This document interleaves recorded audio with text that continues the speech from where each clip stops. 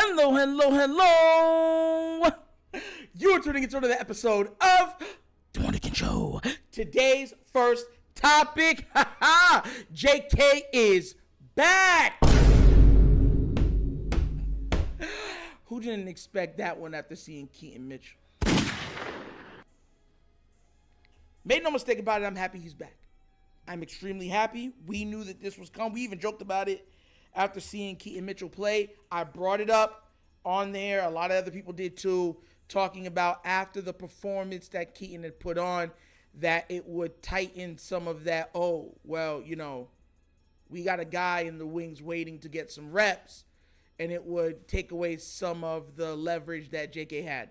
Now, here's the thing. I said this before, and I'll say it again.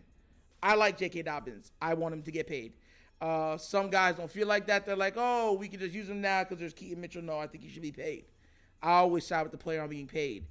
I think he's an amazing running back, and I think that on this team, he's going to do wonders. So this is more lining up than he might play all 17 games. Now, if he can stay healthy. So I'm standing by what I said before. 1,200 rushing yards, 600 to 800 receiving yards. Caught flack for that. You know what I'm saying? But this is a beautiful day. This is a beautiful day. Right? I know JK apologists and JK lovers right now are in their Twitter DMs, whatever, straight up praising the Jesus name himself. JK! He's back! But look, I'm more like, okay, now we can get to work. We already saw that Bateman came back. So I already told y'all that the Infinity Gauntlet for the receiving corps has been collected. Lamar collected his last Infinity Stone, gathering back Bateman off the PUP list. And they're ramping him up to be game speed. So I was like, whoo. And I said, we get JK back. It's going to be very difficult for teams to be able to guard us. We already know what JK can do. Keaton Mitchell is still an unknown. We don't know what he could do in full game reps. And I'll give you the perfect example of that. There was a punt returner, I believe, by the name of Trinidad. Last name was Trinidad. I think he was on the Texans, if I'm not mistaken. Because the Texans are Broncos. But during the preseason, every game, he returned a punt or a kick. Every single time. Trinidad Holiday, I think his name is. Yeah, Trinidad Holiday. And he looked at gangbusters. It's like, oh my God, this guy has to make the 53-man roster. Once he got the opportunity, after putting on the show that was an absolute stop fest in the preseason, never even looked the same. That's because preseason is very vanilla. It's made so guys can get reps in. Reps. They're not trying to play dirty and all this other stuff that happens game time. Guys get rolled up a lot on and stuff like that. You see that in game time. They'll do certain stuff purposely. That's why we always say game time is different than you're playing with an injury. How well can you overcome the injury to continue producing at a high level and to get the job done? All those things are factors that play into game time. You know what I mean? So as much as I like Keaton, I'm like, bro, JK is a proven commodity. With the ball in his hands, he's already proven next to Lamar that he is one of the best in the league. And Lamar looked extremely elated that he was back on the field. And I can understand where Lamar is coming from. A good running back protects or helps protect your blind side. Because I always tell this to people, a good running back can pick up blocks. There are 3 down backs. They can pass, they can catch, they can throw, and they can pass block, help take on guys. You know what I'm saying? And on top of that, I've seen JK do all of it on tape. You know what's funny? Now I'm saying tape. I had a couple people in the comments questioning why I graded what's his name so roughly, Ben Cleveland, and why I want him off the team based on what I saw. Look, you know how I try to smile through things and stuff like that. Look, like I said, I graded him tough, and I graded him because I see where his deficiencies are. Now, if you want to question my football acumen, trust me, don't do that. Don't do that, because it's a whole other side of Nitro that I'm telling y'all do not want to see. I'm telling y'all, like, the smile goes away, all that stuff. But no, I graded him the way I graded him, and I graded him poorly. And there was times when not only out of position, but his form was terrible. And this is preseason. There's one play where he was leaning. His body was like this. He was trying to hold him up like this. They teach you not to do that stuff. Reason why is because you're putting all your weight forward. You're supposed to still be balanced and have a leg there to keep up your block and fight. He wasn't doing that. He was like this. Because if they beat you off the ball and swim under with the undercut, right? Because they teach that. That's high school football. They teach that to go under like this. Your quarterback is getting smushed. Pancaked flat. He did that on 2 plays. 2 of them. And I heard people say, oh, he passed okay right there. I'm looking at him like, this is preseason.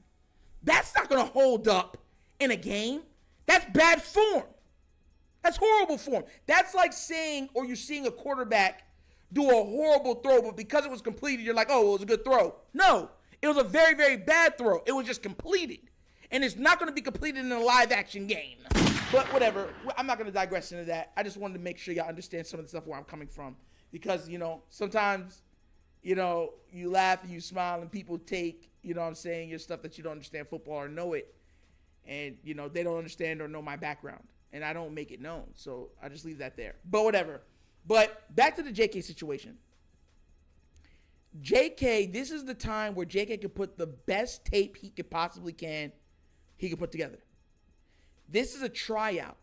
If we don't know what's happening behind the scenes. I've never talked to J.K. Dobbins, so I don't know. I'll never act like I do.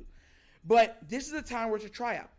If he balls out this season, puts it on tape, and says, look, they actually gave me the reps I've been begging for, you know what I mean, and stuff like that. Look how well I played. Then he has leverage. Because then he could say, look, trade me. Get some compensation for me. I'll work out a deal in the background, and we can move on. Peace be still. Y'all can get another player that y'all want or a draft pick, and I can go to a place that will pay me. And I already said I feel like we'll win a Super Bowl this year. So if we win a Super Bowl and then JK parts, no one's going to complain. None of you are going to complain. None of you. None of the fans are going to be like, oh, my God, he's gone. Why? If we got a Super Bowl out of it, thank you, bro. Thank you for your contribution, man. You're once a Raven, always a Raven. Love you. I'm even going to make sure I keep your jersey. So let's not act like that's not part of it because we know that it is. But definitely something to look for this upcoming season. Now, here's the another kicker that a lot of people are not talking about when it comes to JK. Remember when I said they gave him the opportunity? Will this still be running back by committee? Or are they going to let him, or they're going to feature him? Because here's the thing. If he starts running wild and then they start being like, oh, no, we're taking you out, like they did in the playoff game. See, a lot of people blame Greg Roman for that. I don't. No. That's not Greg Roman's job. The formations and stuff are called from the sideline. He's always in the booth. So, he gets a lot of flack for that. If they do it again, this might be a very tumultuous season where you get a lot of stuff from the background, where JK speaking up in press conferences or interviews bad about the coaching and stuff like that, and how they're like trying to tank his value, and that's such a distraction. You do not want that going on in the season. And as much as people don't like to realize, that's another form of leverage. Players can make up a stink. We're seeing it even though it's in basketball. And basketball and football are total different things. You see James Harden doing it right now in Philly. Calling out Maury in China, where Maury caught a lot of flack. And he was like, oh, he's a liar. I won't ever do such and such. And the amount of vitriol and the amount of pieces that are coming out about James Harden doing it to the general manager on pretty much open source where everybody got their hands on it, everybody's seen it. It's taking on a life of its own. So, make no mistake about it. Do not think that he could just come in here. He could still throw wrenches and things. So I'm hoping that they've kumbaya'd, come together, and he's just going to come in and play. And people you have to understand, players want to be compensated. They are not fans. They're not us. They're not going to look at it and say, oh, well, I'm not going to do everything in my power. Since you guys are using everything at your disposal, I'm allowed to use everything at my disposal. And that's the last thing you want to do, especially if we're winning. Because here's the thing. If we start winning and they start cutting his production, say, oh, we're going to stay in for the playoffs, because you already know a lot of people, I can understand it. We need him more for the playoffs. And he'll be pissed. And he can mess up that winning streak or whatever else like that and be like, fine, whatever, I'm hurt. I won't play. And then we might get a guy and Keaton Mitchell will come in and let's say he has the fumbles. What happens then? Oh, we'll run Gus. Gus says hurts. What happens then? Then everyone's like, oh, this is JK's fault. But that's how things can go sideways. Just keep your mind and your eyes open because, this is a great thing. He's coming back. But make no mistake about it, I want him to be kumbaya for the entire season. Because if not, he could be a big headache in the locker room.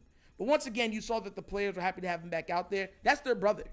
They sweat, they bleed, they work together. All those guys out there. They build a high level of camaraderie with one another because they see what each other are sacrificing. They're seeing each other bleed. They're seeing each other sweat. They're seeing each other get cramps. All those stuff working through pain.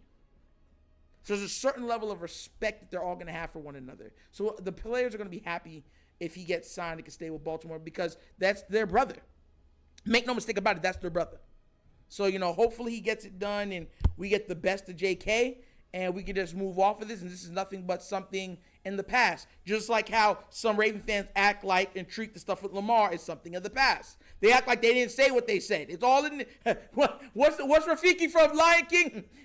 But it doesn't matter. It's in the past. Smack you again.